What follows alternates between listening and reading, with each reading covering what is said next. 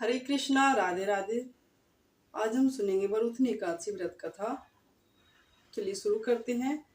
धर्मराज युधिष्ठिर बोले कि हे भगवान, वैशाख मास के कृष्ण पक्ष की एकादशी का नाम वरुथनी है।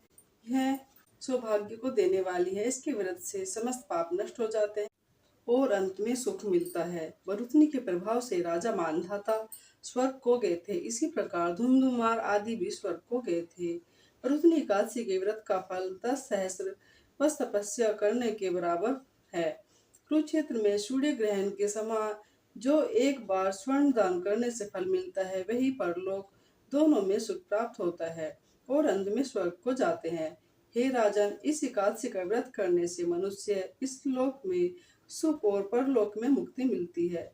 शास्त्रों में कहा है कि हाथी का दान घोड़े के दान से अधिक उत्तम है और हाथी के दान से भूमि का दान उत्तम है। उससे उत्तम तिलों का दान है। तिलों से स्वर्ण दान, स्वर्ण से अन्नदान श्रेष्ठ है। संसार में अन्नदान के बराबर कोई भी दान नहीं है। अन्नदान से पितृ देवता, मनुष्य आदि सब तृप्त हो जाते हैं। शास्त्रों में कन्यादान इसके बराबर माना गया है।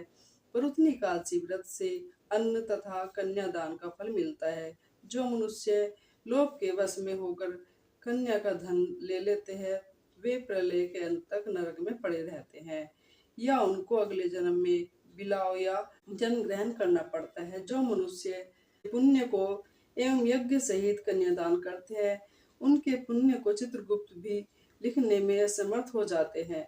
जो मनुष्य इस वरुथनी एकादशी का व्रत करते हैं, उनको कन्यादान का फल मिलता है। वरुथनी एकादशी का व्रत करने वालों को दशमी के दिन से निम्नलिखित 10 वस्तुओं को त्याग देना चाहिए। कांसे के बर्तन में भोजन करना, मांस, मसूर की दाल, चना, कोदो, साग, मधु, दूसरे का अन्न, दूसरे बार भोजन करना, स्त्री संग तथा अन्य किसी के साथ। इस दिन जुआ नहीं खेलना चाहिए तथा शयन नहीं करना चाहिए। उस दिन पान खाना, दातून करना, दूसरे की निंदा करना तथा चुगली करना और पापियों के साथ बातचीत भी नहीं करनी चाहिए। उस दिन क्रोध करना, झूठ बोलना तथा त्याग देना। इस व्रत में नमक, तेल तथा अन्न वर्जित है।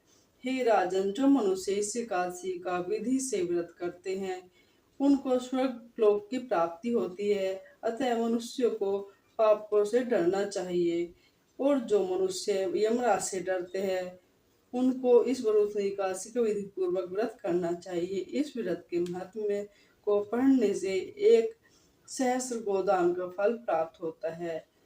इसका फल गंगा स्नान करने के फल से अधिक है।